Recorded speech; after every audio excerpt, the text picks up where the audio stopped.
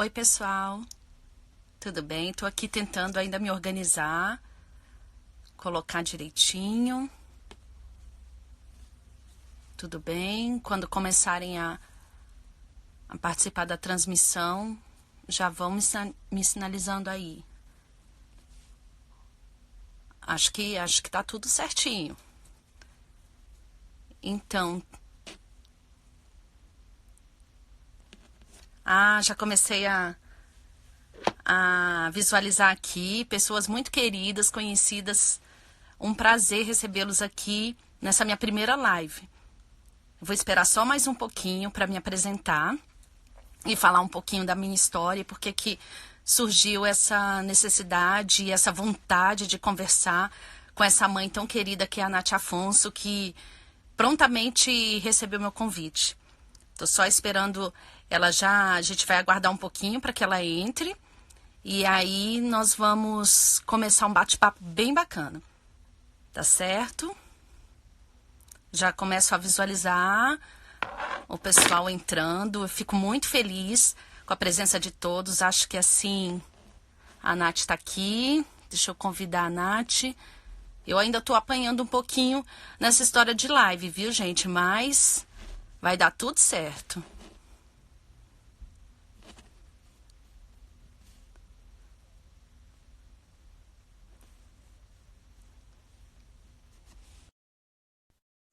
Nath, tô aguardando você assim que a gente conseguir uma conexão. Ah, que bacana! Tudo bem?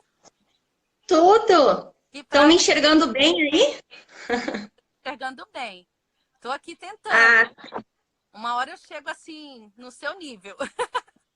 imagina! Se tu visse aqui o que que é o meu tripé, um tubo de cola tenaz de 1 litro com uns livros aqui apoiando. Falar, não é nada diferente da casa de uma professora, não, viu? E é sobre Pois isso que a é, gente vai falar um pouquinho, né? Dessa semelhança, verdade. desse trabalho da gente tão distante uma da outra e que aí a gente começa a se buscar no Instagram e aí começa a achar um monte de coisas em comum. Bem legal isso. Tá tudo bem Que já? maravilha! Eu vou mandar convite aqui para mais umas pessoas antes da gente começar a conversar. Se tu Sim, quiser ir dando boas-vindas pro pessoal se apresentando, já vou aparecer de novo aqui. É que tá eu fico certo. sem enxergar aqui quando eu convido. Tá, eu já comecei a enxergar todas as visualizações, algumas pessoas já entrando, já dando, já acenando aqui pra gente, tá certo? Enquanto isso, eu vou falar um pouquinho a meu respeito e logo em seguida você entra, tá certo? Ok, Combinado? Então tá, vamos lá. combinado. Então, eu sou a Dani, eu sou professora. Tem uma coisa que eu sempre soube na vida que eu queria ser, era ser professora. Então, de muito pequena eu já sabia que era isso que eu queria fazer e até hoje eu não mudei de ideia e pretendo não mudar. Então, o que, que acontece? É, fiz o magistério, né? Aquele magistério de 3 anos, do horário integral. Antigamente era ou você fazia o segundo grau, que assim era chamado, nem era ensino médio, ou magistério. E eu prontamente quis fazer o magistério. Já me apaixonei de cara pelo ofício. Eu realmente me encontrei ali e eu acho que eu fui encontrada ali também como profissional. E aí depois, eu logo em seguida, bem nova, passei na Secretaria de Educação e para trabalhar em escola pública aqui em Brasília. E foi muito interessante porque quando a gente algumas coisas já mudaram, mas quando a gente inicia, a gente vai para um lugar que é mais longe da casa da gente, que é mais distante. Eu fui para uma cidade muito bacana, que é São Sebastião, é próxima aqui de Brasília, e lá eu aprendi muito com aquelas crianças, aprendi com aquela comunidade, aprendi com as minhas colegas. Fui logo para um centro de educação infantil, era imenso, era o único de São Sebastião, que era uma cidade pequena, mas já com muitas crianças, e fiquei por lá 9 anos da minha vida. Dentre esses 9 anos, eu fiquei um pouco em direção, fui para a sala de aula e logo que pude vir para perto de casa. Eu já tinha o meu segundo filho e aí eu já vim para próximo de casa. E aqui onde eu trabalho é a zona central de Brasília. Eu moro, sou nascida em Brasília e moro aqui, sempre morei aqui no centro de Brasília. Então, eu vim para trabalhar perto de casa, próximo de casa. E era muito interessante porque eu iniciei numa escola que tinha primeiro ano. E tinha sido o primeiro ano que a idade de 6 anos tinha passado para a escola classe, que é o ensino fundamental. Então, foi bem interessante essa experiência também. Foi quando eu tive meu primeiro contato com 2 crianças com síndrome de Down. E, na verdade, eu fiquei apaixonada porque eu me senti incluída. Eu não estava ali para fazer inclusão. Eles me aceitaram muito bem. Então, eu acho que todo o tempo eu me identifiquei com essa recepção, com essa receptividade que as crianças me davam. Eu tive uma sala também, e aqui no DF é importante a gente falar que nós trabalhamos com a integração inversa. O que é isso? É uma sala que é composta por 3 ou até 3 crianças, mais 15 crianças, dependendo de uma estratégia de matrícula do ensino regular. E eu iniciei, quando eu retornei, quando eu saí de direção em São Sebastião e voltei para o plano piloto, que é o trabalho, eu fui para uma classe de integração inversa. E nessa classe, especialmente, eu tinha uma criança que era DA, que é deficiente auditivo, implantado com implante coclear. Nessa mesma classe, eu tinha uma criança tinha baixa visão e não se locomovia somente por cadeira de rodas. Eu tinha uma criança com hipótese diagnóstica de TDAH, uma criança com suspeita de altas habilidades, mais 11 típicos, né? Mas eram crianças de alfabetização. E todo mundo, quando eu cheguei nessa escola, foi muito interessante, que as pessoas falavam, você tem certeza, professora, que você quer essa sala? E eu dizia, eu quero essa sala. E como foi interessante o meu processo de inclusão. Então, eu acho que quando eu levantei a bandeira da inclusão, foi porque eu sempre me senti muito incluída.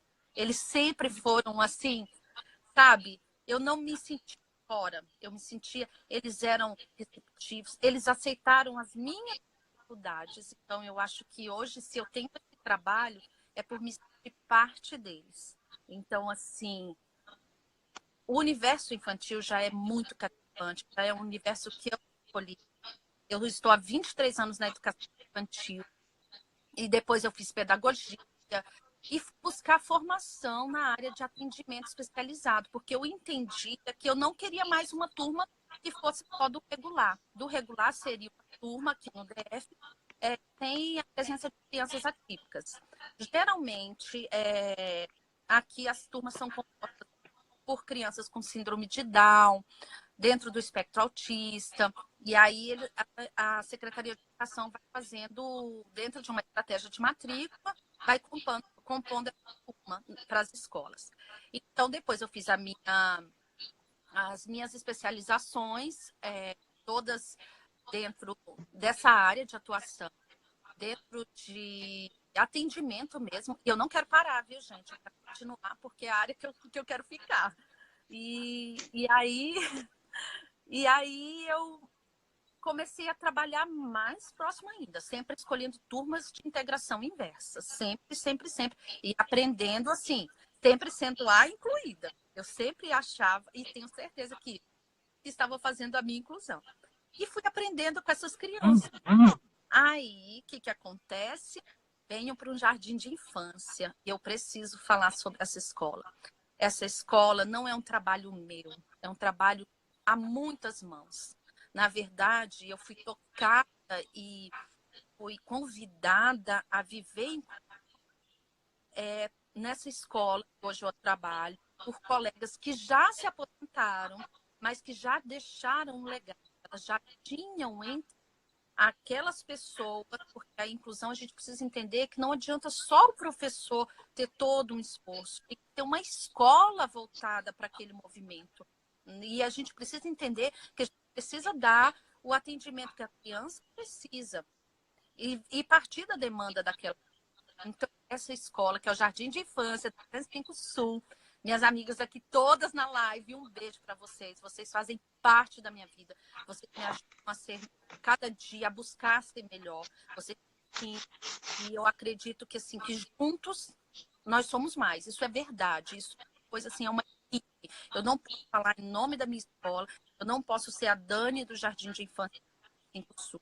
Lá nós temos uma equipe que estuda, uma equipe que desdobra, uma equipe que sofre junto, que tem todos os méritos.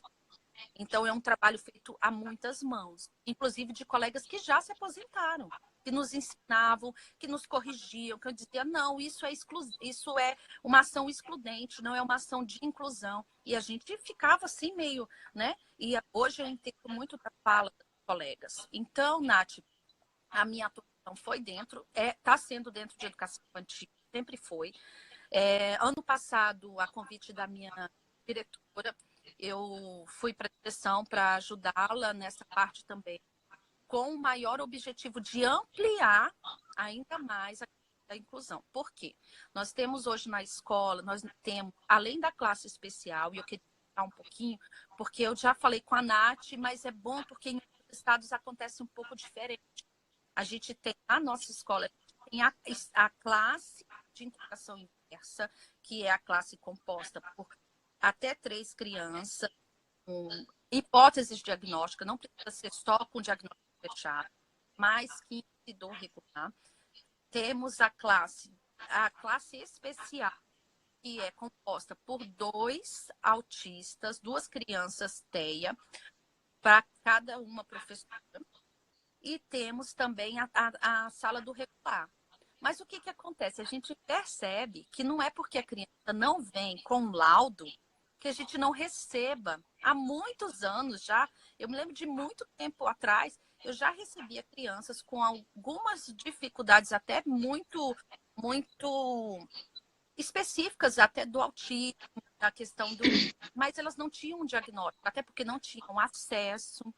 O acesso ainda é uma coisa a médicos, a área da saúde ainda, apesar de eu estar numa parte privilegiada de Brasília, ainda tem crianças que têm dificuldades financeiras, famílias. E aí, o que essas lives que a gente propõe, elas nos ajudam a conversar um pouco mais. Porque, às vezes, o pai, ele percebe alguma coisa, mas ele precisa de uma outra fala. E, às vezes, na maioria das vezes, isso eu falo seguramente, na escola onde tudo acontece. Porque tem um olhar do educador, um olhar do coordenador, não é só o olhar da mãe, o olhar daquela tia que às vezes, olha, a criança está assim, está levantando uma suspeita. Então, acontece. E nós, como estamos na escola pública, na idade inicial, com crianças pequenas, a gente recebe muito isso, a gente passa muito por isso, de perceber alguma dificuldade e fazer encaminhamento, tá certo? Agora, Nath, se você já viu que eu falo bastante, né? Coisa de professora, viu? E olha, de professora de não verbais. A gente vai falar sobre isso também. Mas eu queria ouvir de você também, Nath, porque logo em seguida eu vou dizer por que você me trouxe tantas observações, tantas inquietações. Na verdade, tu falou bastante, porque o teu currículo é extenso, né? Tu está sendo também muito humilde, mas a primeira coisa aqui que tem bastante convidado da comunidade autista, né? Bastante seguidores lá do meu IG e que te seguem também, que todo mundo deve estar maravilhado nesse momento e pensando por mais educadores assim, que tenham essa busca incessante, né, do conhecimento e que percebam a importância da inclusão para todo mundo, né? Isso é, nossa, demais. Eu chego a ficar emocionada, assim, quando eu escuto uma educadora falando com esse brilho que tu tá nos olhos, eu penso assim, ai, eu quero, Deus, que a Alicinha caia na mão só de professora assim, sabe? Que eu acho que é... Brasília, já te falei. Pois é. Ah, mas eu espero que tu espalhe isso, assim como aqui tem muitas educadoras que são maravilhosas também. Exatamente. Até tem uma que eu vi que está aqui na live, que é a Raquel Cordeiro, que é educadora aqui em São Leopoldo, que também é... Nossa, a gente faz umas reuniões e ela sempre fala muito sobre isso. Aqui a gente não tem, assim, escolas, eu acho, tão bem organizadas, como tu está relatando que é em Brasília, né? Realmente, acho que a realidade no Brasil e os modelos de escola e como tudo funciona é bem diferente de um lugar para outro. E, claro, de profissionais para profissionais também, porque tem que ter essa busca, né, pela informação. Mas, então, vou me apresentar mais brevemente, porque meu currículo não é tudo isso, gente. Mas, assim... Só uma coisa, só para a gente deixar muito claro, isso que você falou é muito importante. Nós estamos unindo forças. A gente sabe quanto em todo lugar do Brasil, em todo, naquele lugarzinho menorzinho, a gente sabe que tem um educador, uma mãe, um pai, uma tia que está atrás junto com a gente nessa luta. É por isso que a gente propõe uma live desse tipo. Mas vamos lá. Sim. Então, para as tuas seguidoras, quem não me conhece ainda, sou a Nath, eu sou gaúcha. A gente mora aqui perto da capital do Rio Grande do Sul, em São Leopoldo. E atualmente, já faz uns 10 anos, eu trabalho como cabeleireira, depiladora, manicure. Eu tenho um salão de beleza na minha casa. Eu já tive outras profissões, não vou adentrar nelas agora, mas eu optei essa num período que a minha mãe estava bem doente. Eu precisava de um trabalho que me desse um pouco de flexibilidade de horários para poder cuidar dela. E como Deus sabe das coisas, tudo se encaminhou para mim poder também atender melhor a Alice, que aí veio a Alicinha depois. Hoje em dia minha mãe já faleceu, né? Mas aí seguiu esse processo de se dedicar assim para a família, de ajudar quem precisa, que a minha mãe também era uma pessoa que tinha várias dificuldades por conta dos problemas de saúde que ela tinha. Então, primeiramente, tudo que eu sei, eu acho, assim, tudo que eu sou é por causa da minha mãe. Minha mãe era professora, né? Então, eu acho que a base, assim, essa coisa que tu diz que tu percebe em mim deve ser da genética, porque eu nunca trabalhei com... Não fiz magistério, não fiz nada assim, nunca trabalhei nem numa escolinha, nada, nada, nada mesmo, sabe? Mas a experiência da maternidade atípica, né, com a vinda do diagnóstico da Alice... Eu me vi, assim, muito perdida e era muito pouco que eu tinha para saber no fim de uma consulta com um terapeuta, uns minutinhos para eles me dizer. Então, eu comecei a ler muito, estudar muito dia e noite para procurar, assim, auxiliar a Alice, entender ela, acessar melhor ela, né? E isso foi acontecendo, sabe? De uma forma, assim, instintiva, que eu acho que toda mãe já tem isso, né? Seja em maternidade atípica ou típica, e isso foi fluindo, assim, e nossa, graças a Deus, eu fico muito feliz que tá dando certo. E também, assim, eu tive bastante apoio de muitos educadores daqui também, eu tenho clientes no meu salão que são professoras, que assim como tu, eu vou dizer tu porque os gaúchos usam muito tu, tá? Ao final da e também. Também acreditam, assim, na inclusão muito, e também me relatavam as suas experiências e eu fui tendo muitas pessoas para irem me orientando também, assim, para ir me transformando na mãe que a Alice precisava que eu fosse, né? E a Alicinha, para quem não sabe, tem 3 anos e 7 meses, né? E o diagnóstico dela foi com 1 ano e 10 de autismo, com um nível severo na época. Então, seria isso minha apresentação. Pois é. Falando dela, a Alicinha, e ela é a nossa grande inspiração, né? Essa criança que, pelo pouco tempo que eu acompanho você nos seus stories, pouco tempo, assim, desde praticamente fevereiro agora, eu percebo nitidamente que a Alice já teve um avanço nesse tempo. E aí você acabou de me relatar que ela foi diagnosticada com 1 ano e 7 meses, é isso? Não, 1 ano e 10 meses, quase 1 ano e 11, ela estava perto dos 2. Sim, então, aí eu queria, se você pudesse, que você falasse um pouquinho sobre a Alice e como foi essa questão, o que você percebeu como mãe para que você procurasse uma segunda opinião, uma opinião de, você fala dos terapeutas, uma opinião do médico, o que você percebeu na Alice? Porque muitos pais, eu recebo crianças a partir de 4 anos, e alguns pais ainda têm aquela grande dúvida, né? Então, aqui eu gostaria que você falasse um pouquinho da Alice e como você, como mãe, como seu esposo, como vocês perceberam? Qual foi, assim, algo que marcou para que vocês percebessem? Sim. Bom, eu vou tentar dar um resuminho breve, assim, do que eu percebi. Na verdade, eu demorei para perceber, né? Porque como ela é minha primeira filha, eu não tinha conhecimento mesmo muito superficial de marcos de desenvolvimento. Eu sabia aquilo assim, a criança sentar, o pescocinho ficou durinho com tantos meses, engatinhar, caminhar. Eu não observava muito questão de comportamentos, que é justamente com que tu vai ter o diagnóstico depois de autismo, né? Então, eu, assim, não via nada na Alice praticamente até um ano, nada. Mesmo hoje, revendo vídeos, assim, é nítido, mas para uma pessoa que não tem conhecimento, é bem difícil. E a gente também tinha atendimento no SUS, e o atendimento com pediatra é uma coisa super rápida, assim, é aquela pesa, vê se tá bem, se tá gordinho, se tá se alimentando, não tinha muito essa questão de questionamento comportamental. Hoje em dia já tem lei, né, que é obrigatória, a partir de 18 meses tem um protocolo onde tem que fazer uma série de perguntas, né? O pediatra tem que fazer com 18 meses para colocar as crianças em grupo de risco, né? Então isso vai facilitar, mas na minha época não tinha.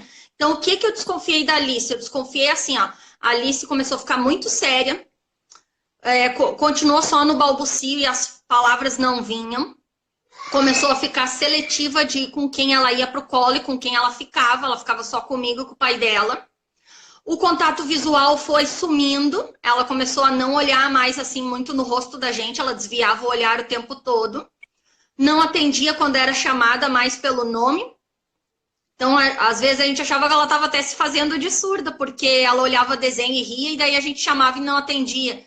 Então, era muito confuso, assim, esses sinais, porque às vezes a gente achava que era coisa de criança, mas depois, botando tudo na conta, são vários sintomas, comportamentos que vão levar ao diagnóstico, né? A Alice daí começou também a apresentar, assim, uma verdadeira, assim, fobia, assim, medo de...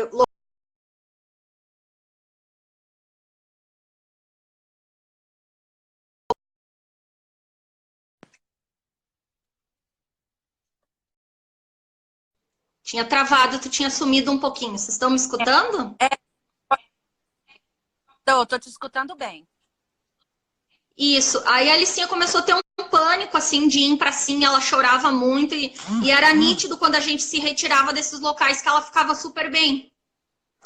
Então isso foi o mais intrigante, assim, essa questão, assim, dela estar incomodada em estar em ambientes com muitas pessoas e com barulho. Esse para mim foi o principal. Porque fala e coisa, eu ainda vinha daquela crendice do tempo da criança, várias coisas que as pessoas falam assim, né?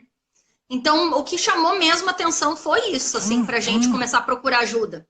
E fui eu que percebi mais, e aí eu tive um processo de meses até chegar no diagnóstico, que a Alice começou a ficar assim a partir de 1 ano e 3, mas tu vê, a gente foi até 1 ano e 10 para fechar, porque eu tinha que também conversar com meu marido, pontuar com ele para ele entender, porque o homem ainda tem uma visão de menos tempo com a criança, então para ele não era também tão nítido tudo o que eu via. E aí até a gente conseguir se organizar em médico, isso também tem aquela coisa que tu não quer acreditar muito, né? Tem assim uma fase de negação também. Mas ainda, felizmente, com 1 ano e 10 eu consegui o diagnóstico dela, com base nesses comportamentos aí. E aí, para minha surpresa, quando eu fui ler mesmo sobre marcos de desenvolvimento e ver, é que eu percebi que, apesar de não ter muitas evidências como movimentos repetitivos, ela não enfileirava objetos, ela não rodava coisas, tinha várias coisas que não existiam naquela época nela, porém tinha inúmeras habilidades que ela não tinha, principalmente assim na forma de brincar, no imitar e no se comunicar, né, com gestos, mesmo que ela não falasse. Entendi. Isso sim foi o... Oi, pode falar. Não, é só isso. Isso foi assim o que depois me caiu a ficha quando eu estava na consulta da neuro, quando eu comecei a responder as várias coisas que ela não fazia, aí é que ficou evidente para mim. Porque as pessoas, a gente se apega muito naquilo que a criança não tem das características do TEA, quando tu pesquisa no Google ou coisa, tu quer procurar que teu filho tenha tudo aquilo, ou então não é. E, na verdade, tu não observa o que o teu filho não faz. Eu acho que o mais, assim, para te chegar no diagnóstico é tu ver o que está de atraso nos marcos de desenvolvimento da criança. Mas isso fui aprender depois, né? Sim, então, Nath, então a Alice, pelo que você conta, ela era não verbal, porque hoje assistindo vídeos, a Alice fala. A gente percebe E como? que ela responde, que ela tem uma compreensão do que você pergunta, dos comandos. Ela era, pelo que você conta, ela era uma criança não verbal, isso? Sim, ela era não verbal. Até 2 anos e 3 meses ela não falava nada. Ela falou bebezinho, algumas palavrinhas monossilábicas, que nem mamã, papá, água, e depois ela foi parando. Aí ela ainda teve assim uma regressão, depois ainda do diagnóstico, mesmo com as terapias, e só aí que a fala foi surgir. Com Pois é, muito trabalho, né? eu te pergunto isso, Nath, porque o que, que acontece? Nós aqui no Distrito Federal, nós temos a jornada ampliada. O professor ele fica 25 horas em sala de aula com a criança durante a semana e as outras horas, para que completem 40, ele permanece em coordenação, né? Que é quando prepara os materiais. Então, basicamente, o professor da educação infantil ele permanece 5 horas com a criança em sala de aula. E o que, que acontece quando você fala sobre esse assunto do pai, né? Que o pai fica menos, percebe um pouco menos. O professor, especialmente da educação infantil, que atende a criança muito pequena na escola, ele começa a perceber. Então, o que nós vivenciamos também? Que às vezes essa criança chega na escola com um pouco desse relato que você nos traz. A criança olhar menos, da criança querer ficar apenas com a professora, apenas com um adulto. E aí a gente começa a perceber algumas características das crianças na escola. Sem contar que as professoras passam 5 horas do dia da criança junto com a criança. Então, assim, é um bom tempo de observação, de vivência. Com E certeza. quando a gente tem esse relato de casa, quando as famílias nos trazem, a gente percebe que o processo não é que ele seja mais rápido, mas ele é um pouco mais transparente no sentido de atender melhor essa criança. Porque o que é o diagnóstico hoje para a escola vai ser importante? Uma coisa que eu falo muito com as colegas, a gente discute muito sobre isso. O diagnóstico é importante? Ele é muito importante. Ele é importante para garantir as leis, para que a criança seja Isso. parada, mas ele não pode, não deve ser um limitador. Ele tem que ser, inclusive, um norteador, né? Onde nós queremos chegar?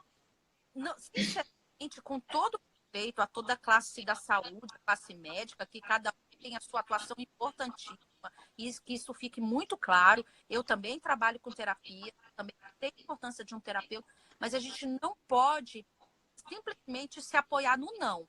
A gente precisa, o não a gente já tem para um monte de coisa. Isso falando de criança, não estou falando de crianças atípicas, estou falando de criança. A gente precisa entender que a criança é capaz, sim.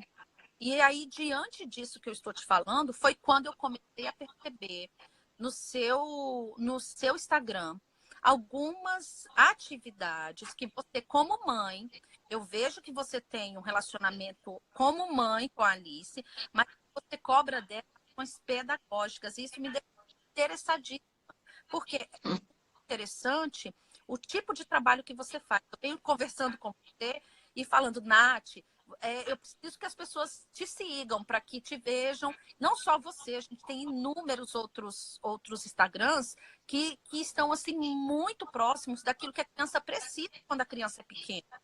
Eu sei que eles vão ficar adultos, eles vão ficar mais velhos, terão outras demandas, mas inicialmente não é muito diferente da criança pequena. E eu vejo que você utiliza, foi por conta dessa curiosidade, eu queria que você contasse um pouquinho. Eu vejo que você utiliza materiais muito didáticos, você utiliza materiais de fácil acesso, não só o roteiro, mas a questão também da confecção. Eu vejo que muito você faz, né? Alguns você indica, mostra, fala do valor, como foi ontem um joguinho que eu acompanhei você fazendo, o joguinho da sequência. Você disse, olha, não é um material caro, é um material que você pode comprar com facilidade, mas eu percebo que você faz esses materiais. Eu vou dar só uma pausa, um minutinho para explicar aqui. Pessoal, a live, eu estou vendo todos os comentários, eu estou assim, muito agradecida por vocês estarem aqui conosco. E eu vou gravar a live depois, algumas perguntas tá, Nath? Assim, a gente está sendo bombardeada de perguntas. E aí eu vou anotar, essa live vai ser gravada e eu vou entrar em contato com vocês. Acredito que a Nath também tenha interesse, né, Nath, em falar com as Com pessoas. certeza. Porque muitos beijos, viu, Nath? Pessoal do Té em Família, todo mundo mandando muito beijo.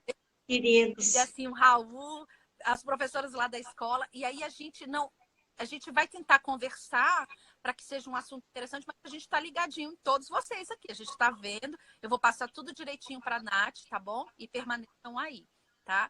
Então, só para dar esclarecimento, né? Porque a live a gente fica parecendo que é só um diálogo, e não é. A gente está vendo que as pessoas estão agindo. E aí, Nath, voltando ao assunto, eu vejo no material que você posta, além de ser didático, ainda que seja uma mãe, você é a mãe da Alice, claro, eu percebo que você tem objetivos com ela.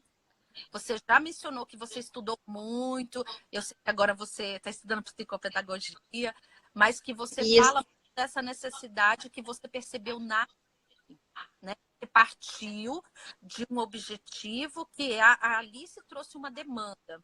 Isso, então, por que aproxima do atendimento pedagógico?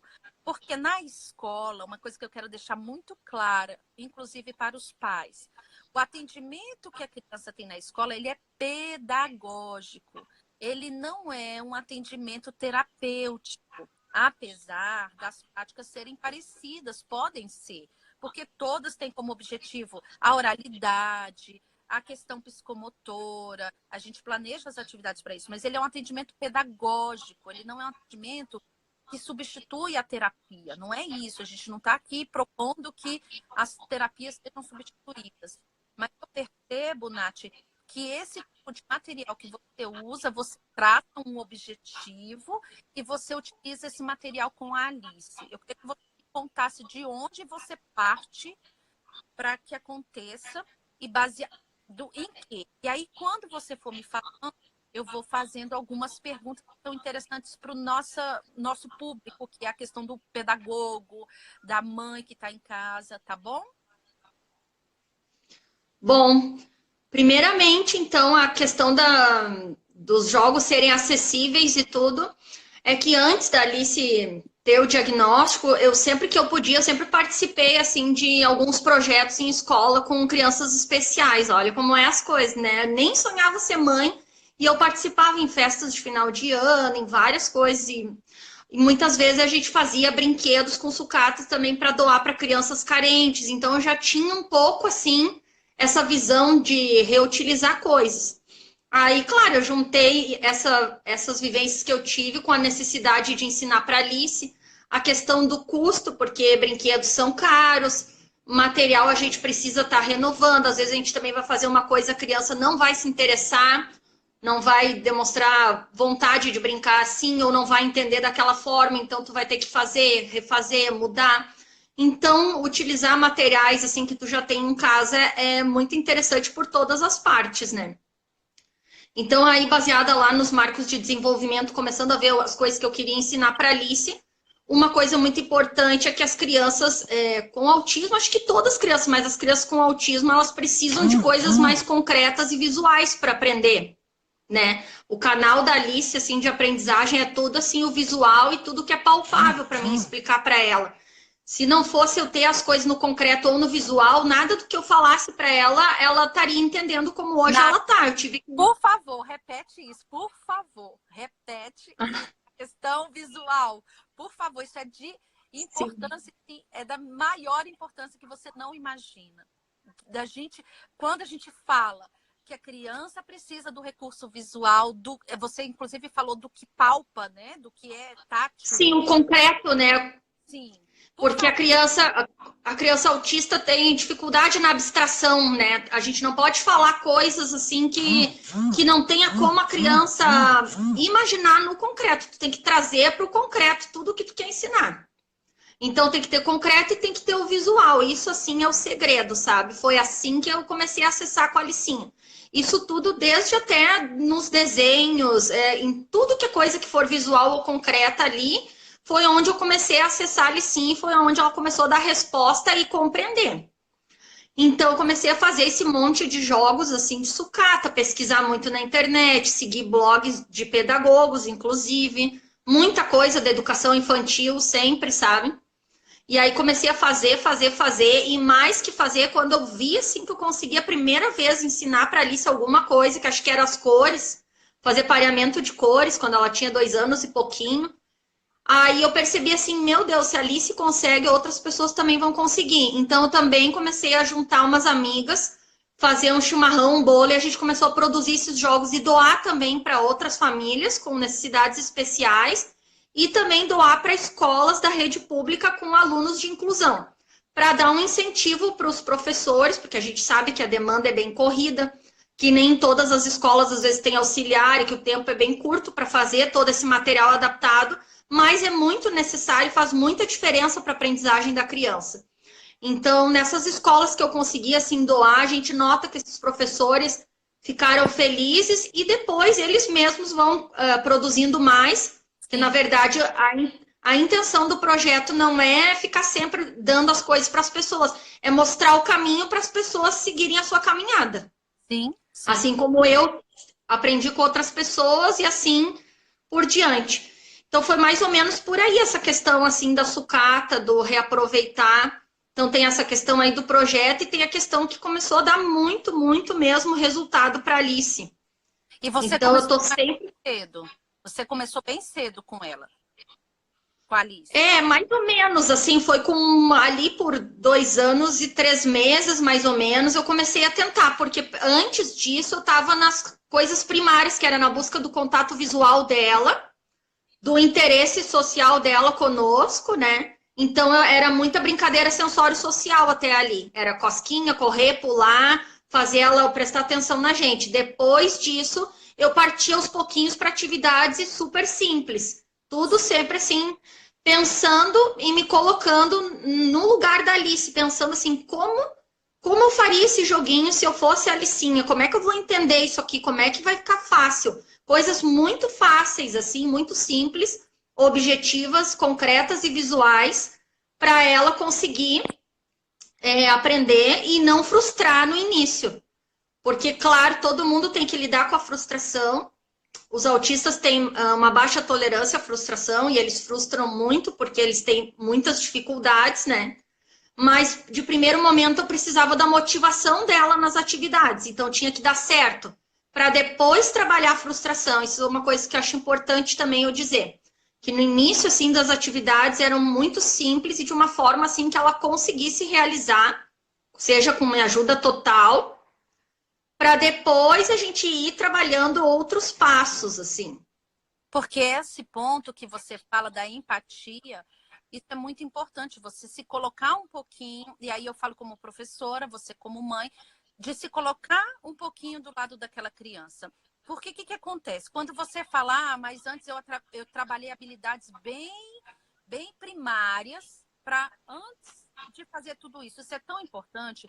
Nós, educadores, e eu me incluo, às vezes a gente fica querendo o resultado final, o registro, e esquece que tem todo um preparo, algo que antecede toda essa questão até a criança chegar. Nós temos aqui a questão da criança se socializar.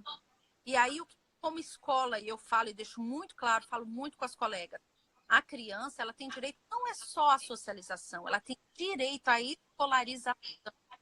Ela também, a gente não vai para a escola para a criança, o pai, a família, não quer que a criança vá para a escola só para se socializar. Isso a gente faz também, mas a gente tem que dar aquilo que a criança tem de direito, a escolarização, estudar essa criança, ver de onde ela parte, sabe? O que ela já tem. Claro, considerando esses níveis de frustração, que para nós que trabalhamos com a criança autista, a gente sabe que a gente trabalha, inclusive, esses níveis, que logo esse nível de frustração vai ficar um pouco menor ou maior em algumas coisas. A gente começa a fazer um mapeamento dessa criança e para atingir cada vez mais. Então, não é diferente da casa. E aí, esse assunto eu queria perguntar para você. Aí você, como mãe, você percebe que a Alice é uma criança, gente. sabe que tem coisas que não tem nada a ver com o espectro, né? Não é assim? Na escola Sim. você percebe também. Então vai ter dia que a Alice vai fazer uma birra, ela não quer. Eu queria saber como você, como mãe, como você tem esse discernimento de entender a hora que é para você parar, que é uma crise, é uma frustração que está um pouco mais acentuada, e quando é uma birra, que não, que a Alice só, isso aqui também já esgotou para ela, porque para a gente é muito importante, Nath. Isso requer muita observação mesmo. A primeira coisa é observar muito a criança. Porque crises acontecem, eu imagino que dentro da escola é um dos lugares que pode acontecer muito mais do que conosco em casa. Porque o ambiente de casa é um ambiente mais controlado, de estímulos, de sons, de pessoas. Então, eu acho que a escola, assim, é um lugar bem desafiador para conseguir ensinar e ainda a criança tá organizada sensorialmente, tá bem e ela não entrar em crise. Então, por isso também que eu acho tão importante em casa a gente fazer um bom trabalho para essa criança já ter assim um preparo para dentro dessas dificuldades que tem no ambiente escolar, ela poder de uma forma mais fácil aprender, né? A gente tem que fazer essa parte aí. Só que, claro que também a gente precisa da orientação, às vezes, da escola, né? Então, no caso da Alice, o que eu faço? Eu presto muita atenção nela e, normalmente, a birra, ela é bem diferente mesmo da crise. A Alicinha, crise, assim, para ela, atualmente, é só mesmo com uma frustração muito grande, se ela tiver. Frustração é um motivo que pode levar ela a ter crise, né? Se ela se sentir incapaz de fazer uma coisa, às vezes a rigidez do pensamento dela também, assim, se tirar as coisas de uma ordem que ela está habituada a fazer, isso também pode levar ela a uma crise. Mas aí isso também seria, eu vou dar um pouco de dica, mas é muito amplo porque nenhum autista é igual, né? Vocês vão ter vários alunos, né? Mas, na verdade, a criança ainda que é não verbal e que tem mais dificuldade de se comunicar, eu acho que é mais complicado ainda tu conseguir distinguir e que a tendência de ter crise também é maior justamente por isso. Porque a criança ansia alguma coisa e não consegue se expressar. Então, isso também eu coloquei muito como prioridade, mesmo que a Alice não fosse verbal, mas que ela pudesse me mostrar se tá, botar a mão na barriga, se tá doendo a barriga, ou apontar para alguma coisa que ela queira, para evitar que ela tivesse tanto problema nesse sentido, tivesse uma infância feliz, né? Não sofresse tanto. Que acho que a comunicação também está muito ligada nisso, além da questão sensorial. Mas eu não sei assim exatamente como te responder, porque é muito amplo, tem vários gatilhos e várias coisas que podem levar a uma crise. O importante, eu acho assim, é raro a Alice ter, porque se eu começar a perceber que a coisa está ficando difícil, normalmente ela vai ir para um movimento repetitivo, assim, com mais frequência, vai demonstrar na expressão facial também tá com mais angústia. Então eu já vou tirar ela daquela situação ali para não ir adiante. Daqui a pouco eu vou dar um tempo para ela, vou fazer uma coisa que ela quer, vou trazer uma sensação que talvez para ela se regular e depois eu vou voltar. Eu jamais forço assim, porque eu quero que ela faça tal atividade. Isso aí não existe. Ela vai fazer aquela vez e nunca mais, né? Sim, é por isso que ela faz várias atividades, porque eu não forço assim. Porque se ela não quer, paciência, não quer, não deu. Eu tentei, não é que eu desisti, mas eu vou dar um tempo. Às vezes esse tempo vai ser uma semana, um mês. E a verdade é que muitas vezes eu já fiz isso e voltei e depois ela já estava preparada e aí ela topou.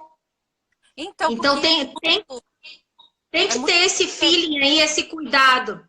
Que a gente, claro que a gente quer o resultado, mas para te chegar no resultado final, tu tem que dar passinhos pequenos e consistentes. Entendi. E acho que na escola é assim também. Sim, mas tem Nath, dessa questão que você fala de desistir ou não, não é isso. É perceber a criança, mesmo que ela seja não verbal, e ela dá outros indícios, ela se expressa de outras formas, a gente sabe muito bem disso. E o que acontece é ter um pouquinho de sensibilidade, o educador, especialmente, que fica muito tempo com essa criança, e perceber que não é desistir, não é falar, não, ela não quer, isso aqui já foi. Porque, inclusive, ontem você fez uma atividade com a Alice, você fala no vídeo assim, esse brinquedo, esse jogo, eu deixei ele um pouco e eu comecei a assistir novamente. Eu estou assistindo e estou tendo o retorno da Alice. Isso é bacana falar, que você percebe Sim. o tempo dela e depois tenta novamente. E aí você utilizou a palavra preparo, ela está mais preparada, emocionalmente, sensorialmente. Isso é bacana. Sim, tu vai analisar dentro de uma atividade todos os porquês que não, por que a criança não fez, por que não deu certo, o que tu vai ter que voltar a ensinar. Às vezes é uma etapa daquela atividade que fica ali no caminho e empaca. Eu acho que o professor, vocês ainda mais que tenham, de certo, alguma avaliação onde vocês anotam, fazem algum relatório, alguma coisa, é muito importante ter esse olhar assim, eu agora já estou muito acostumada, então eu observo tudo. Mas depois de um tempo que eu vou dando esse suporte assim para Alice, e normalmente quando eu quero atingir uma coisa nova, eu vou ensinando por partes para depois juntar o soneto, como se diz. Para depois a gente vir a fazer tudo. E aí ela já está motivada e ela já está mais preparada e ela já prevê como é que tem que ser feito, que daí vem a questão aquela de previsibilidade que eles gostam, e aí a coisa flui e dá certo. Então, Isso também é importante. perguntar, você conversa com a Alice antes, ela tem uma rotina para que ela faça hoje determinadas atividades ou não? Assim, é uma coisa mais informal. Porque na escola, como que acontece, Nath? Nós estabelecemos rotina. Então, geralmente, as crianças elas vão se adequando a essa rotina e aí consegue ampliar um pouco mais as vivências da criança. Mas e na sua casa? Você como mãe, você estabelece uma rotina com a Alice ou você simplesmente informalmente a estimula? Isso é importante. As duas coisas. A gente tem um pouco de rotina e tem o informal também. É porque a Alice atualmente ela gosta tanto das atividades que ela me procura informalmente para fazer atividade. E eu gosto de dar pausa, eu não gosto de fazer assim muito tempo, deixar maçante. Então eu faço uma, duas atividades e aí a gente vai fazer uma coisa de psicomotricidade. A gente vai pro pula-pula, a gente vai brincar no escorrega. Aí a gente vai tomar um suco, a gente vai conversar um pouquinho, depois eu vou convidar ela para fazer atividade de novo. Eu dou essas pausas e isso aí dá super certo. E assim ela produz muito mais do que eu ficar maçantemente só sentada, por exemplo, numa mesa, né? Eu também É, alterno os ambientes. Aí eu então, tenho umas anotações assim para mim. porque a gente tem a rotina, mas a gente alterna os ambientes também. Na verdade, Isso é a nossa importante. ela é composta e quando você fala Alice me procura para fazer as atividades, só reforça a importância, né, desse gesto, desse movimento de fazer com a criança, ela já procura. A gente sabe que no seu próprio relato você comenta que a Alice ela nem tinha tantas habilidades e foram desenvolvidas ao longo. Então hoje ela já é uma criança que ela já procura para se desenvolver cada vez mais. A importância Sim, da rotina, desse estímulo, né? Não é uma criança que você até fala, até informalmente a gente faz. Isso é muito bom. Isso não é porque a criança está no ambiente da casa que a gente vai deixar passar um momento que é dela. Às vezes ela está ali pronta para receber, para nos dar algo. Isso é muito importante dizer. E é muito próximo da escola, é muito próximo da criança pequena. Quando você fala da Alice, eu não vejo só as crianças atípicas, eu vejo criança pequena. A criança pequena precisa dessa estimulação, precisa desse olhar mais carinhoso. E aí, quando eu falo para você sobre a socialização e escolarização, uma outra dúvida que eu tenho, porque nós, professores, a gente segue basicamente o currículo, né? Aqui no DF a gente segue o currículo em movimento e agora a gente já adentra a BNCC, que é dos campos de experiências, onde a criança vai experienciar o que não é diferente com o atípico, porque se você for perceber, a questão sensorial, ela é toda experienciada e a criança faz aquela coisa de vivenciar. E aí tem essa questão do currículo, que a gente, não é que a gente introduza o currículo, tem as orientações pedagógicas para o ensino especial, mas a gente aproxima a criança do currículo. Até porque a gente trabalha numa idade que eles ficam 4 a 5 anos. Então, é uma idade que está desenvolvimento infantil, então a gente vai muito próximo daquelas habilidades. Mas o que que acontece? Eu vi também um vídeo, eu vou comentar seu vídeo porque eles me norteiam, assim, que você dá um ovo para a Alice descascar. E a gente sabe que isso é uma atividade da vida diária, que é uma AVD, né? Que a gente fala aqui. Sim. Então, ao mesmo tempo que você está ali, que ela está descascando o ovo, você comenta assim no vídeo, olha, a questão sensorial da Alice e tal. E eu fico pensando, gente, que mãe incrível, que mãe que em tudo está pensando assim, onde a criança precisa ser trabalhada. E é muito interessante. Eu falo, Nath, com a maior admiração do mundo, porque, olha, sinceramente, eu fico querendo ter uma Nath do meu lado o tempo inteiro para poder, sabe, dar aquela coisa, porque não é, a gente tem que entender que a gente precisa fazer com que essas crianças, de modo geral, sejam funcionais, que elas sejam felizes, que elas estejam na vida propriedade, sabe? Que elas queiram falar, ainda que não seja utilizando a oralidade, a fala, que elas expressem os seus desejos, as suas frustrações, sim. A gente precisa entender que a criança tem frustração e não é a criança autista, é a criança. A criança precisa ser vista com esse olhar singular, sabe? Para o todo e olhar de forma singular, de forma individual. E aí eu queria que você falasse sobre isso, das coisas que você faz em casa, que eu vi ela, já vi a Alice lavando uma louça, eu vi, achei muito interessante, com a esponja, e esse do ovo, achei muito bacana, que você deu o ovo para ela descascar, e aí você fala, é uma questão sensorial, mas a Alice estava descascando um ovo, acho que ela ia comer o ovo. Aí fala um pouquinho pra gente. Sim, bom, dentro das atividades da vida diária é muito rico de estímulo e também, claro, é a questão da autonomia das nossas crianças, né? A gente tem que pensar nisso. Além da aprendizagem que as atividades da vida diária proporciona, a questão é que a gente precisa desde agora se antecipar e começar a trabalhar, porque não vai ser da noite para o dia como as crianças típicas. Um belo dia tu vai dizer, agora tu te veste sozinho, se limpa sozinho, toma teu banho. Não é, a gente tem também essa consciência, então tem que ser trabalhado aos poucos, por etapa e desde pequenos, né? Isso é importante dizer. E além disso, porque também é legal a criança vivenciar tudo o que acontece na casa, isso também proporciona interação, então é muito rico. Então, dentro de tudo que eu posso, na verdade, eu coloco a Alice para participar. Ela faz alguns alimentos para ela faz mingau, a gente espreme suco, então ali eu já estou trabalhando a sensibilidade auditiva, a seletividade alimentar, já estou fazendo várias coisas ao mesmo tempo, estou o tempo todo falando o que a gente está fazendo, então eu estou trabalhando a linguagem receptiva dela, melhor a compreensão. Então tudo é estímulo mesmo o tempo todo. Na hora de estender uma cama, peço para ela me alcançar um travesseiro, vou nomeando as coisas, vamos colocar o sapato dentro do armário. E assim a gente vai. Claro que não é toda hora que eu tenho esse tempo de fazer isso, porque isso demanda tempo. Isso que eu acho que é o difícil para todas as famílias, é que a gente tem a vida corrida e isso demanda tempo.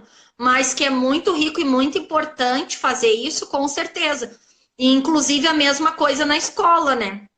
A escola também, eu acho importante que façam isso. Esses tempos até andei conversando na escolinha da Alice, as questões de lanche, porque ela não queria ir no refeitório na hora da fruta, porque ela não come fruta, ela toma um suco que ela leva de casa. Mas é uma rotina da escola, então eu expliquei para a escola que aos poucos, colocar uma rotina visual, explicar para ela, porque ela tem que aprender regras, né? Sim, sim. Ela tem que participar.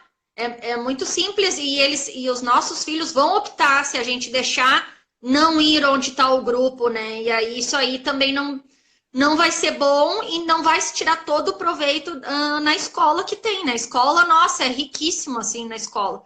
Então, não sei se chamaria atividades da vida diária, mas também tem uma rotina na escola, né? Que deve ser muito importante e muito trabalhada com as crianças. Eu acho que em casa e na escola. Tudo tem que ser trabalhado em casa e na escola, tudo tem que...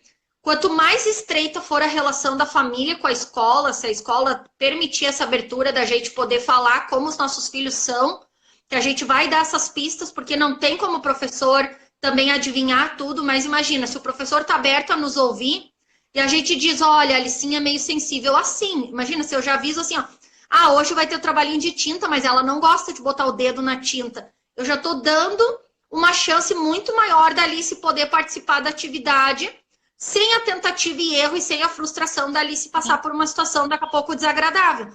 Então a escola tem que estar aberta para ouvir a gente, familiares, e nós, familiares, né, pais, temos que estar aberto para ouvir a escola.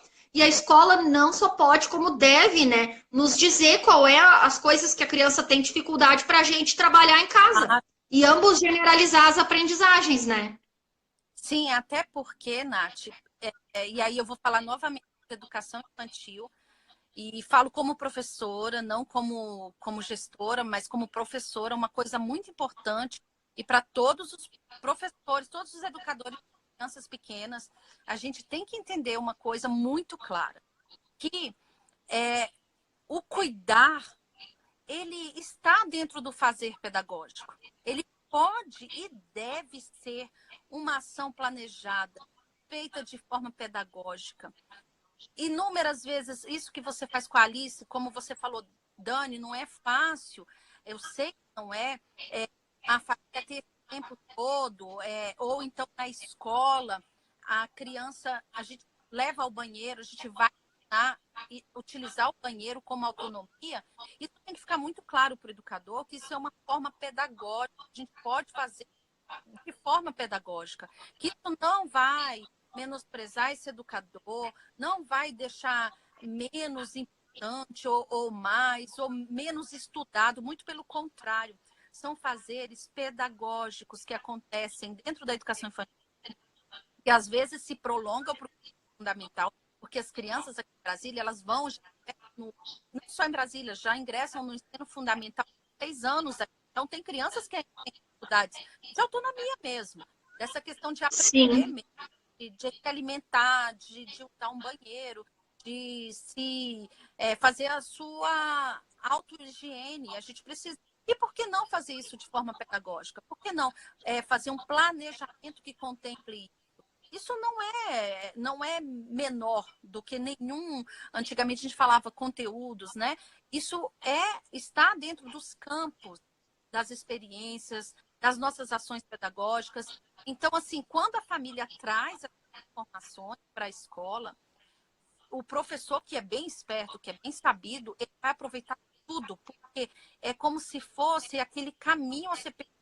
Você consegue fazer essa linha entre família e escola sem dar, não estou falando de tratamento doméstico, não. Eu estou falando de um tratamento profissional, onde a nossa criança, lá no final desse percurso, ela só ganha. Não é aquela coisa e a mãe está mandando na escola. Não é isso, são parcerias. Hoje a escola complementa a educação da criança. A escola não é a responsável, ela complementa. Mas ela complementa de que forma? De forma responsável, de forma pedagógica, de forma estudada, planejada. O educador que quer ser um bom educador, que quer conseguir que o seu aluno saia daquele comparado a ele mesmo. A gente não vai comparar o aluno a outro aluno, a gente vai comparar o aluno a ele mesmo, o avanço dele. E se esse avanço está comprometido, vamos ver quais são os fatores que estão comprometendo a família, vamos ajustar a escola, vamos ajustar o educador, são as práticas. A gente precisa entender que inclusive, é o norte da pedagogia, a gente ensinar de forma que a criança aprenda. A gente tem que mudar as nossas formas, a gente precisa entender. E eu acho que trabalhando com crianças autistas, isso foi assim, um grande presente para mim, porque eu comecei a ver que eu precisava me incluir, eu precisava me adequar, eu precisava entender. Eu não preciso só da fala para entender o que está me dizendo. Eu preciso olhar para o meu aluno, eu preciso ouvir essa mãe. Essa mãe fala o tempo inteiro sobre isso. Por que será que ela fala o tempo inteiro sobre isso? Vamos profissionalmente tratar desse assunto?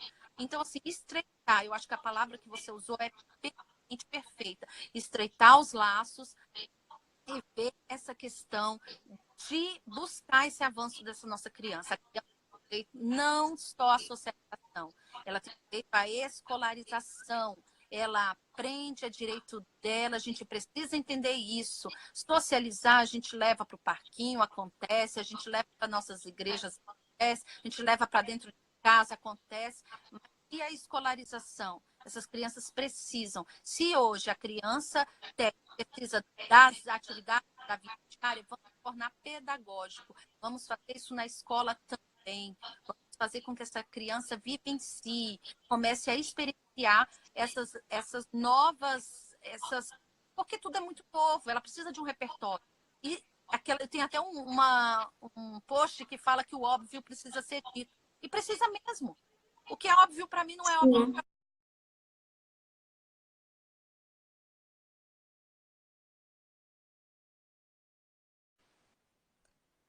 Oi, pessoal. Ainda aqui. Só um pouquinho para... Ei, Nath, bem que você falou, hein? Que 1 hora seria pouco. Ah, deu 1 hora ali. Você me avisou. A gente agora faz um tempo mais curto, daí essa segunda agora para ir concluindo os assuntos. Para também... Eu queria continuar só para falar a respeito que você, nas suas atividades, você mostra muito claramente para a gente atividades da vida diária. Você fala sobre as texturas, você fala e estimula a oralidade da Alice. Ontem eu comentei com você a respeito disso. Você fala o tempo inteiro com a Alice e ela já te responde. Eu já percebi que ela já te responde, ela completa frases. Então, assim, não desistir. Ela era não verbal, né? Você falou isso pra gente. E aí, eu percebo nas suas atividades, quando eu falo próximas das atividades feitas na escola, porque na escola também tem esses objetivos, ampliar a oralidade, trabalhar a questão sensorial, falar sobre a psicomotricidade, né? Que muitas crianças têm a questão da apraxia e da dispraxia, que você pode falar um pouco rapidinho sobre isso? Posso falar. Bom, a primeira coisa que tu falou da oralidade, né? Sobre o falar. Quando, na época, a gente descobriu que a Alice era autista, uma das coisas, assim, que eu me culpei muito e percebi mesmo que o meu comportamento não estava auxiliando em nada nisso, é que eu estava uma mãe muito calada, o Jonas também. A gente vai se adaptando, né, ao meio e com as pessoas como a gente tá. No caso da Alicinha, como a Alice estava dando menos resposta, cada vez menos, a gente acabava também entendendo dessa forma que deveria ficar mais quieto. E acabava buscando menos ela, falando menos com ela. Eu pensava só naquela época assim, o dia que ela falar vai estar resolvido todos os nossos problemas. Só que, na verdade, a fala é um processo também super complexo, ainda mais dentro do TEA, porque a criança pode vir a vocalizar, mas não falar com função. Aí tu vai entendendo uma série de coisas. E uma coisa que foi super, super importante, que a Fono daí nos orientou, era falar com ela o tempo todo. E quando eu me refiro a falar o tempo todo, não é falar pelos cotovelos, como a gente diz, palavras como jargões, palavras assim, como é que eu vou dizer, metáforas, coisas que não sejam, de novo, concretas e claras. Sim. Tem que falar de uma forma curta, clara, pausadamente, repetidamente, mas constantemente. Todo dia, em todos os momentos. Porque é aquele ditado, água mole em pedra dura, tanto bate até que fura. A Alice não sabia que eu era a mãe dela, não sabia que o Jonas era o pai dela, não sabia que o sol do desenho era o sol que está lá no céu. Ela não sabia muita coisa, para não dizer nada, porque acho que muita coisa ela sabia, mas estava internalizado. Mas eu acho que ela tinha bastante comprometimento na compreensão dela, além de não ser verbal, ela também não compreendia. Então, voltando àquela história do concreto, falar o tempo todo, mas falar de uma maneira clara, curta e mostrando as coisas. Então, eu comecei a fazer isso muito mesmo, desde a hora que eu acordava até a hora de dormir. É 24 horas por dia falando. E na escola isso é muito importante também, que às vezes a gente vê assim que os educadores acabam ficando meio sem entender o que fazer quando chega aquele período que as crianças típicas começam a falar e o teu filho não fala, eles acabam dando mais linha para os que estão falando e falando menos com o que precisa que seja falado mais. Sim. Né? Eu acho que é meio que por aí, assim, a questão da oralidade. Isso é muito, muito importante, assim, falar o tempo todo com a criança e ir mostrando as coisas para ela. Isso ajudou, assim, nossa, de uma forma... Então, assim, falar para a criança, mas fazer a criança executar aquilo que tu tá falando para ela compreender, para nada ficar, assim, na abstração. Se tu tá dizendo, assim, Alice senta no sofá, pra gente é muito óbvio, mas voltando a se colocar no lugar do autista, o que é sofá, o que é senta? Senta no sofá. Você tem que pegar a criança, acompanhar ela até o sofá e descer, senta no sofá. Ah, sentou no sofá.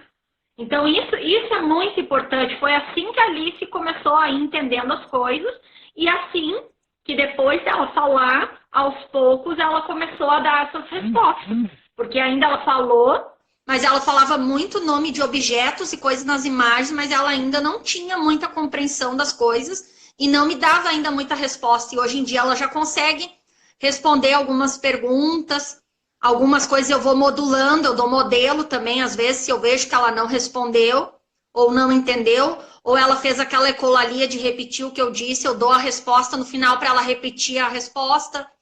Então, isso é tudo baseado em estudo, é assim que funciona para desenvolver a comunicação de uma criança autista. E eu vejo, por mais que seja uma coisa específica, daqui a pouco alguns educadores podem achar que, mas isso é porque ela tem a filha autista. Não, Não. isso é uma realidade, vai ter aluno autista, muitos, cada vez mais. Se tu não tiver na tua turminha, no teu um ano, no outro vai ter.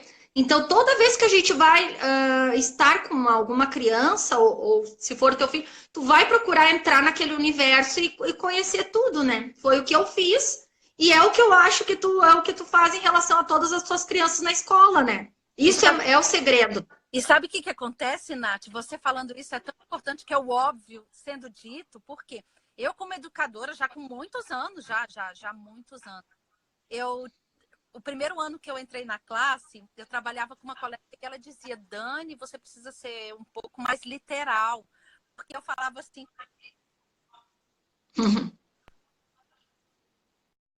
Pois, depois, uma pessoa perguntando o que é mais concreto. É falar de forma mais literal, de forma mais clara. Eu passei por isso. E depois, olha, já calejada, já com muito tempo.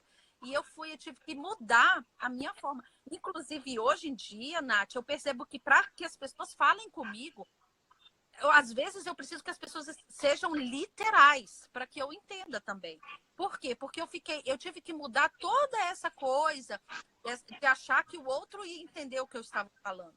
E quando você fala isso, e aí quando vocês perguntam o que é ser concreto, é falar de forma mais clara, quase que com o objeto na mão, a princípio mostrando, quando você fala do recurso visual, mostrar inclusive o que é, né? Porque às vezes a gente fala de forma, usa uma metáfora e acha que a criança vai entender, e ela não vai entender, né? Então isso é importante. Isso, e um erro muito comum nisso é porque quando tu não fala da forma clara e não consegue acessar aquela criança e explicar para ela isso, vai ter uma conclusão equívoca ali do educador ou do pai de é que ela não quis fazer isso, mas na verdade a criança nem entendeu o que era para fazer. Sabe? Isso também eu bato muito nessa tecla. Às vezes a criança deixou de produzir ali uma atividade ou de estar no grupo fazendo alguma coisa na escola ou em qualquer lugar, mas não é bem que ela não queria, ela não entendeu. Tu tem que trazer a forma de explicar para essa criança compreender, né? Da maneira que ela vai entender. E para o autista é assim, tem que ser uma coisa concreta. O recurso visual ajuda muito. Anteceder também. Então, uma coisa acaba encaixando com a outra. Tu vê que quando tu começa a cuidar de todas essas coisas, acaba o objetivo que nem na escola pedagógica, ou o meu nas atividades da Alice, acaba dando certo, né? Tem muito mais chance de dar certo. Além disso que você falou, é controlar o ambiente. E aí eu vou falar de forma na escola. O educador, ele precisa entender que ele é o adulto responsável, ele que controla esse ambiente. Se ele puder, inclusive, ter ações de previsão, porque a gente vai convivendo com a criança e a gente vai percebendo algumas coisas que são gatilhos para essa criança. Então, a gente precisa entender que esse ambiente precisa ser um ambiente mais controlado. Que o educador ele precisa planejar ações não só pedagógicas, mas ações, inclusive, para que essa criança fique bem, não só em casa, que a mãe faz isso, a família faz isso, mas na escola também. Então, sobre também, eu gostaria de deixar isso registrado, porque é um ponto que me deixa extremamente preocupada, né? Que quando a gente trabalha com crianças pequenas, a gente precisa ter essa consciência de algumas previsões, fazer esse controle do nosso ambiente também. Nath, Com certeza. se quiser acrescentar, pode acrescentar. Não, acho que isso, para ver como é complexa a questão toda do autismo, assim, às vezes tá lá na escola, vamos dar um exemplo então na escola. Estão ali brincando numa rodinha na educação infantil, aí acabou a brincadeira, tá na hora de entrar para a sala, sair do pátio. Às vezes isso é uma catástrofe para um autista. Porque ele estava ali numa questão boa e aí todo mundo saiu correndo porque tocou o sino e tem que ir, mas para o autista não é assim. Você tem que antecipar os fatos, né? E ir explicando, olha, daqui a pouco a gente vai voltar para a sala, e daí daqui a pouco tá lá com uma imagem, com um PEC, se a criança não é verbal, ou até mesmo sendo verbal, mostrar. Daqui a pouco nós vamos ir para o refeitório. Isso aí, às vezes, é o detalhe que vai deixar a criança não ter uma crise naquele momento. Sim, sim, exatamente. A questão visual e a rotina. Nath, a nossa live bombou, assim, muitas pessoas, todo mundo mandando beijo, mandando te amo, Nath, viu? Atualizando. Imagina. O pessoal do Sul e de Brasília e de todo o país está apaixonado, assim como eu estou muito apaixonada pelo que você faz. Acho que você é uma pessoa incrível, de um coração incrível, que nos ensina da forma mais natural, porque como você mesma disse, você faz isso, você estuda e você faz para atingir a Alice, e é muito bacana. Eu sempre falo com todas as minhas colegas, elas estão aqui na live para confirmar, você e como outras mães, são pessoas que nos inspiram, nos ajudam como mães a sermos melhores profissionais. Eu queria, assim, te agradecer imensamente. Olha, eu conheci você pelo Instagram, mas parece que é uma pessoa da minha família, de tão querida, de tão maravilhosa em me atender. Quando eu falei com você, você na hora topou, porque você entendeu essa necessidade que a gente tem como educador de entender um pouquinho mais, porque a gente quer avançar com as nossas crianças. O meu objetivo é de avanço, é de chegar lá na frente. Não é de entrar em time nenhum já perdendo. A gente precisa avançar, a gente tem essa coisa de querer mais. Então, eu queria te agradecer mesmo, de fazer um convite, não só a você, as outras pessoas que quiserem conversar com a gente, tanto eu quanto a gente está muito a conversas. Então, assim, se vocês quiserem conversar, falar sobre um outro tema, a gente está aqui. Na verdade, é um bate-papo. A gente vai descobrir muitas coisas juntos. Eu também não sei tudo, eu estou experimentando também. A Nath também está experimentando, né? Está iniciando aí o processo de psicopedagogia. Você vai ver muita coisa bacana. E acreditar que eles podem estar. Muito, muito obrigada, Nath. Eu acho que eu falo muito com as meninas. Se a gente acompanhar um pouquinho dos seus stories e nos comprometermos de fazer um pouco dessas atividades. É claro que não tem receita, você deixou isso muito claro. Cada criança é uma. Mas se a gente fizer, consegue atingir muita gente. Muito obrigada de coração. Assim, meu abraço fraterno hoje é todo para esse pessoal que dedicou essa uma hora e mais, né, Nath? A ficar aqui com a gente. Sim. Você me avisou e eu falei, não, acho que a gente fala em 10 minutos. Mentira, nunca. Né? É um assunto delicioso, porque eu sou apaixonada e você também. E a gente só quer o bem dessas crianças, né? Então, muito obrigada, Nath, de coração. Eu que te agradeço. Eu também vou fazer umas considerações finais, porque, meu Deus, como a gente não vai se emocionar e ficar feliz de ver uma educadora importada em saber o que pode fazer para auxiliar mais as nossas crianças, sabe? Isso não tem preço que pague. Não tem noção. Olha, eu fico emocionada mesmo. Espero mesmo que isso atinja muitas pessoas mesmo, mais educadoras que pensem assim, da mesma forma que você. A busca do conhecimento é algo assim maravilhoso. Tu vê, né? Eu não estou menosprezando a minha profissão. Faço muito bem unha, cabelo, mas eu não fui preparada para ser mãe de uma menina com autismo. Aliás, a gente não é preparado para ser mãe de criança nenhuma. A gente vai vivendo a maternidade e aprendendo. Mas eu tenho conseguido, porque o amor me move, né? E esse mesmo amor que o educador tem que ter pelas crianças, e sempre acreditar muito no potencial de todas as pessoas, né? Todo mundo tem potencial, sabe? Passa tão rápido o tempo, a neuroplasticidade, né, é tão maior até os 5, 6 anos de idade, então a gente precisa muito de educadores que tenham essa mesma visão, que pensem assim, se não deu certo, então eu vou buscar uma outra forma de acessar essa criança, de ensinar. Vamos ver vou perguntar para essa família qual é o hiperfoco dessa criança, o que ela tem mais de interesse, vamos trazer esses hiperfocos para dentro das atividades, né? Essa criança gosta de dinossauro, dá para ensinar as cores com os dinossauros, dá para ensinar um monte de coisas dentro ali. É só mesmo a gente sair um pouco da caixa, do padrão, da normalidade, que não é mais normalidade, né? Eu sou muito abençoada por estar podendo também estudar agora de novo, depois de 15 anos, que há 15 anos atrás eu estudava direito, para ver, a minha vida mudou muito, né? Eu tive vários trabalhos diferentes e entrei para esse ramo da beleza, mas hoje em dia eu fico encantada também de ver que no curso a gente já está tendo disciplina de diversidade, a gente já teve disciplina de Libras, já teve a disciplina de inclusão. Então, eu creio que vai ir se preparando mais profissionais que nem você, e isso vai ser muito bom. A educação pode e deve evoluir mais, ainda avançar mais, e a inclusão é importante para todos, não é um favor só para a gente, né? É muito importante para as outras crianças e para a gente como pessoa aprender a conviver com pessoas diferentes, com diferenças. Isso aí só agrega a gente, né? Só nos torna melhores. E é um direito também que nossos filhos têm. Eles têm esse direito de ter essa oportunidade de desenvolver plenamente o potencial deles. E, nossa, por mais educadores assim que nem você, eu que te agradeço mesmo pelo convite. Fiquei muito feliz mesmo, espero ter ajudado vocês. Hoje eu aprendi bastante também sobre as questões escolares, achei bem legal tudo que tu me relatou, como funcionam as classes especiais. Também a gente tem que estar bem orientado para poder também buscar os nossos direitos, porque a gente sabe que nem todos os locais é assim. A gente tem a questão também das escolas privadas, que muitas estão avançando, mas nem todas ainda estão tão bem no processo da inclusão que nem a rede pública.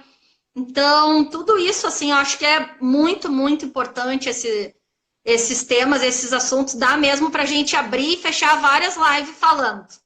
E é isso aí. E aí depois a gente vê tudo que o pessoal escreveu e a gente pode bolar uma forma de responder, gravar IGTV. Tô aberta, eu agradeço mesmo. Até porque você já tem um canal no YouTube, né? Então, assim, eu vou fazer as considerações, eu vou anotar todas as dúvidas, as críticas, as sugestões, e aí eu vou te passar, porque eu tenho certeza, né, que você nos representa.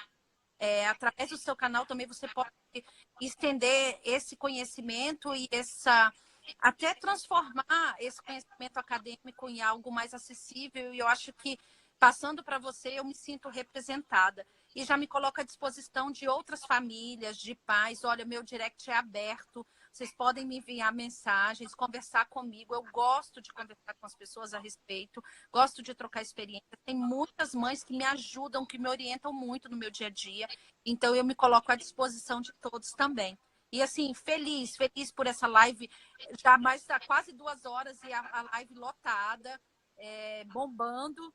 E, assim, é só felicidade, é só gratidão a todos por dedicarem esse momento e nos ouvir, né? Que de forma muito simples a gente quer acessar as pessoas. A gente não busca números, a gente quer atingir pessoas, né?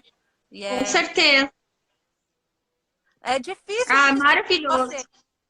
Muito difícil. Isso é uma luz pra gente. Pode ter certeza que hoje muitas mães de crianças especiais vão dormir pensando, nossa, a educação é inclusiva, é para todos, e nossos filhos também estão aí. E se não muito for, lindo. Entendeu? Se não for, vamos correr atrás. Vamos fazer, porque tem que ser. Sim, a gente vai lutar, e a gente vai divulgar, e a gente vai conversando cada vez mais com mais pessoas, e a gente vai atingindo, a gente vai ser maioria. Com certeza, maioria de mentes abertas e incessantes, né, para o aprendizado, para o novo e para todos. Então é isso, Nath. É difícil me despedir de você, mas eu tenho que te deixar, tá bom? Com um beijo, um forte abraço, um beijo. Beijo, salva essas lives aí para nós, que eu quero ver se eu consigo postar elas lá no YouTube, que vai ter muita gente que vai querer ver depois esse papo maravilhoso. Salvo. Obrigado a todo mundo que participou. Eu não consigo ler aqui os comentários, mas um beijão para cada um. Obrigado mesmo, obrigado, Dani. Nossa, muita admiração por ti. Divulga mais teu trabalho pra gente, coloca mais coisas explicando como é que é, assim, essas todas essas tuas pós-graduações, especializações, o que tu aprendeu em cada uma, como é que foi indo, porque tu contou aqui pra gente, mas eu imagino que não é nada perto de tudo que tu vivencia e experiencia. Pois é, na verdade, a sala de aula é o que me abastece, né? A escola é o meu combustível. É viver, estar lá, estar no meio das crianças é o que me move mesmo. Dou muito valor à certificação, a esses estudos, busco todos os dias, assim, faço inúmeros cursos, eu quero estar onde está a roda viva. Mas eu te falo de antemão que, assim, vivenciar isso é um privilégio, e eu sou uma privilegiada, sabe, Nath? Um beijo pra você, um beijo na pequena. Beijo. Ela é minha motivação, sim. Um beijo. Beijo, muito obrigada. De nada, até logo, tchau. A gente se fala. Tchau.